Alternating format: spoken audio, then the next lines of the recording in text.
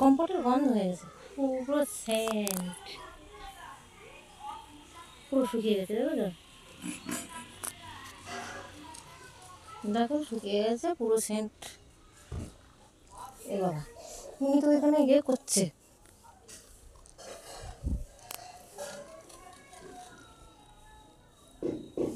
ওখানে ধোঁয়া উড়াচ্ছে। আমার এবার ধোঁয়া বন্ধ করে দেয়, আমি তুলে নিয়ে যাই বাবা।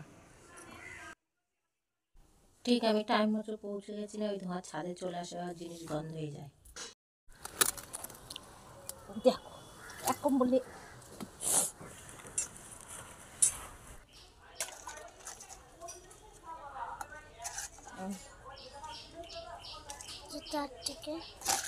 পাঁচ প্যাকেট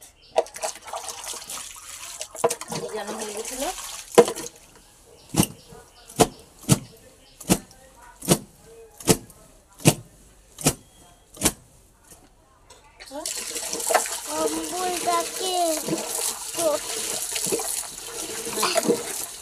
মিশে গেছে, এটাই দিয়ে দেবো। ঠিক আছে, এবার এটা দেবো, এবার এইটা এবার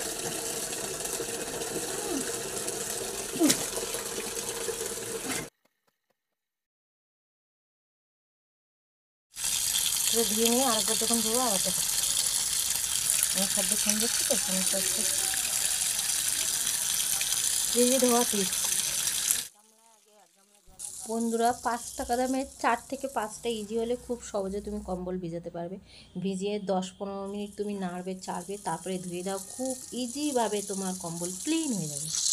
ইজি জল নিয়ে ভিজিয়ে দিলাম, তারপরে বালতিতে ইজি জল নিয়ে ভিজিয়ে দিলাম, ব্যাস কম্বল খুব সহজে ভিজে গেল। তারপরে ধোয়ার টেকনিকটা দেখাচ্ছি।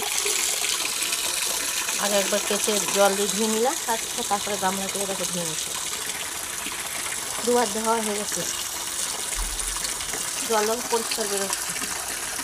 3বার ধুয়ে দেখাবো, দেখো জল কি সুন্দর পড়ছে। তোমরা এরকম করে দাও,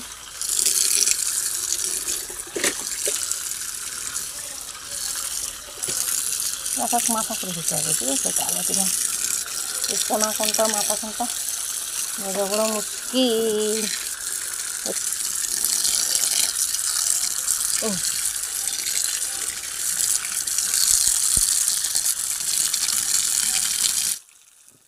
যাদের শরীর ভারী তারা কল পাম্প করে আর এইসব ভারী কাজ একটু করো, মাঝে মাঝে করলে তোমার শরীরের মেদ কমে যাবে, শরীরটা পুরো হালকা হয়ে যাবে।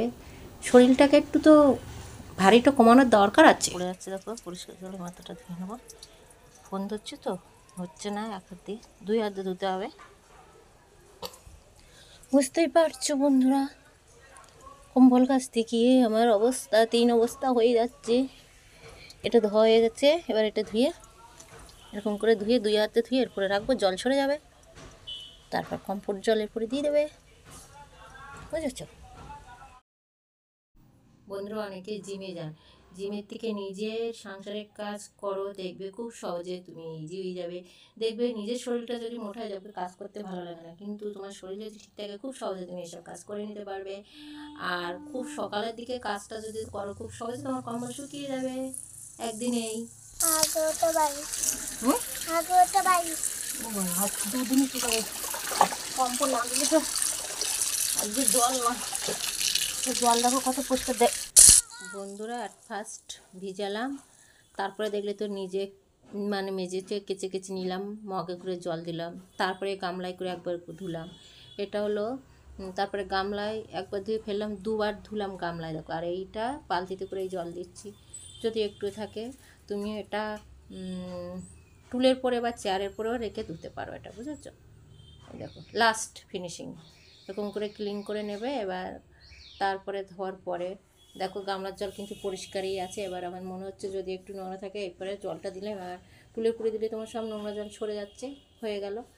যাওয়ার পরে তুমি এবার কম্পোর্টটা এরপরে দেবো। দেখো বন্ধুরা খুব সহজে, কিন্তু এইগুলো জলটা যখন সরে যাবে তখন গামলায় করে তুমি খুব সহজেই একাই নিয়ে যেতে পারবে। একটু কিছুক্ষণ রাখতে হবে, কিন্তু তুমি সকালের দিকে আর রোদ্রে দেওয়ার পরে সাইডগুলো না তোমাকে ভালো করে চাপতে হবে। ওই জলটা যদি না চাপো কিন্তু ওই জল থাকলেই গন্ধ হয়ে যাবে। তোমার সেই দিনটা কম্বল যেদিন কাচবে সেই দিন তোমার কম্বলের দিকে বেশি খেয়াল রাখতে হবে, তাহলে তোমার কম্বলটাই দেখো কমফোর্টে জল দিচ্ছি আমি, তাহলে কম্বলটা কোনো গন্ধ হবে না, খুব সুন্দর সেন্ট, যেন আজকে শুকিয়ে গেছে, খুব সুন্দর হয়ে গেছে। তোমাদের তো লাইভে আমি দেখালাম বন্ধুরা। চ্যানেলটিকে সাবস্ক্রাইব করো, তাহলে আরও নতুন নতুন ভিডিও দেখতে পারবে। Thank you so much. যে কম্পোট দেওয়া জল দেওয়ার পরে দেখো গামলার মধ্যে তোলা হয়ে গেছে। এবার এভাবে ছাদে নিয়ে যেতে হবে। হ্যাঁ বন্ধুরা, ভিজে অবস্থায় দুজন মেলতে হবে, আর সাইডে দেখো এরকম বিছানা দিতে হবে। ছাদের জানো তো, ছাদের যে বর্ষার নোংরাগুলো থাকে সেগুলো কিন্তু লেগে যেতে পারে ভিজে কম্বলে, সেটাও তোমাকে খেয়াল রাখতে হবে।